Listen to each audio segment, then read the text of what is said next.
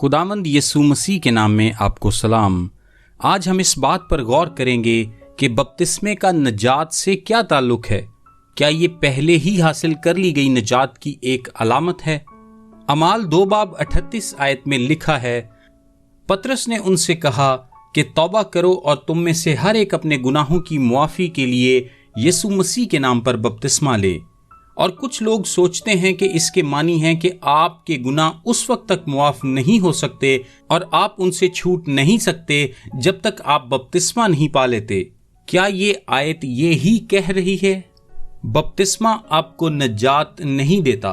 बपतिस्मा सच्ची तौबा और फरमाबरदार दिल का सबूत है।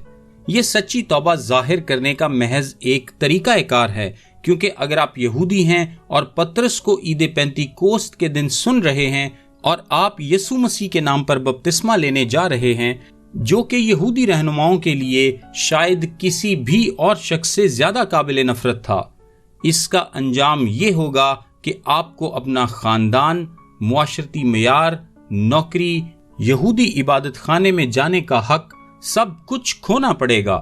आप फौरन मुफलिस और बेघर हो जाएंगे।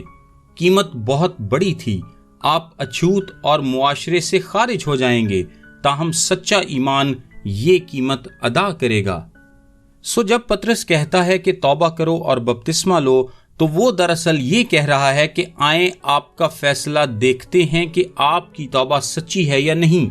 अगर आपकी तौबा सच्ची है तो कीमत खा कुछ भी हो, आपका रद्द अमल फरमाबरदारी ही होगा। बपतिस्मा नजात का फौरी और ना जुदा हो सकने वाला सबूत है। सच्चे ईमानदार फरमाबरदार थे और उन्होंने बपतिस्मा पाया। ईद पेंतीकोस्त के दिन 3000 ईमान ले आए और 3000 ही ने बपतिस्मा लिया और रसूलों ने इस पर इसरार किया। इब्तदाई कलीसिया में अगर कोई ईमान लाने वाला बपतिस्मा पाने के लिए तैयार ना होता था तो उसकी तौबा को मजबूत नहीं समझा जाता था, और उस वक्त ऐसी कोई कलीसिया नहीं थी जिसने बपतिस्मा ना पाया हो, और ना ही ऐसे ईमानदारों का कोई नामो निशान था जिन्होंने बपतिस्मा ना पाया हो। बपतिस्मा फरमाबरदारी था और फरमाबरदारी तौबा का नतीजा थी। उस वक्त ये इस हद तक नजात का ना जुदा हो सकने वाला निशान बन गया था कि जब पौलुस इफिसियों 4 बाब में नजात पर बात कर रहा था तो वो इसे इस तौर पर बयान करता है, लिखा है, खुदावंद एक ही है, एक ही ईमान, एक ही बपतिस्मा, और इससे उसकी मुराद है एक ही नजात। ताहम बपतिस्मा और नजात मुतरादिफ बन चुके थे। दुनिया में अब भी बहुत सी जगह हैं जहां आप किसी से ये नहीं पूछेंगे कि क्या वो नजात याफ्ता हैं, बल्कि आप पूछेंगे कि क्या वो बपतिस्मा याफ्ता हैं, क्योंकि ये नजात का फौरी और जुदा ना हो सकने वाला सबूत था। जैसे जैसे कलीसिया बढ़ती गई और इसमें तब्दीलियां आती गईं, बपतिस्मा नजात की अलामत होने के तौर पर दूर, मजीद दूर और मजीद दूर होता चला गया। और आज भी, हत्ता कि हमारे मुआशरे में भी कुछ लोग इसे उसी दूरी पर रखे हुए हैं। ताहम यस्सु ने कहा, बस तुम जाकर सब कौमों को शागिर्द बनाओ और उनको बाप और बेटे और रूहुल कुद्स के नाम से बपतिस्मा दो। जब वो ये कह रहा था तो ये नजात ही के मुतरादिफ था, क्योंकि अगली बात जो वो कहता है वो ये है कि और उनको ये तालीम दो कि उन सब बातों पर अमल करें जिनका मैंने तुमको हुक्म दिया।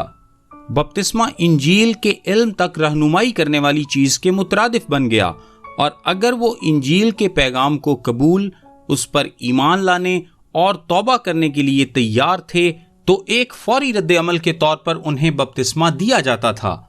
बस जब पतरस कहता है कि तौबा करो और तुम में से हर एक अपने गुनाहों की मुआफी के लिए बपतिस्मा ले, वो महज ये कह रहा था कि तौबा करो और नजात के लिए ईमान लाओ। फरमाबरदारी के पहले काम यानी बपतिस्मे के जरिए उसकी सच्चाई को जाहिर करो।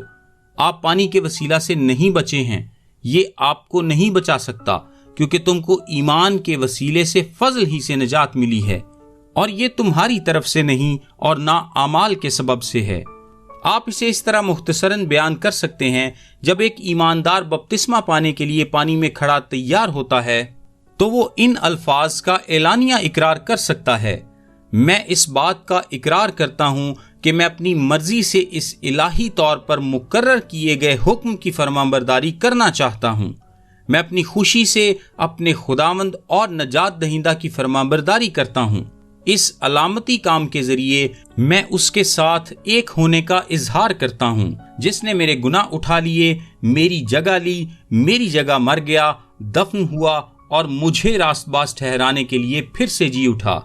جیسے یسوع دکھ اور موت کی خوفناک حقیقت میں سے میری نجات کو محفوظ کرنے کے لیے گزرا، اسی طرح میں پانی کے اندر جانے اور پھر باہر نکلنے سے اپنے خداوند کے ساتھ اس کی موت، دفن ہونے اور جی اٹھنے کا عوامی طور پر اعلان کرتا ہوں، اور اب سے میں یہ نیت رکھوں گا کہ میں اس کے ساتھ زندگی کی تازگی میں چلوں گا۔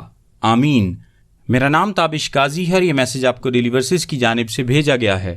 روزانہ صبح اپنے واٹس ایپ پر بائبل کی آیات اور ان کی وضاحت انگلش، اردو اور آڈیو میں حاصل کرنے کے لیے ابھی 0333 80 20 972 پر واٹس ایپ میسج کریں۔ خدا آپ سب کو برکت دے۔ آمین۔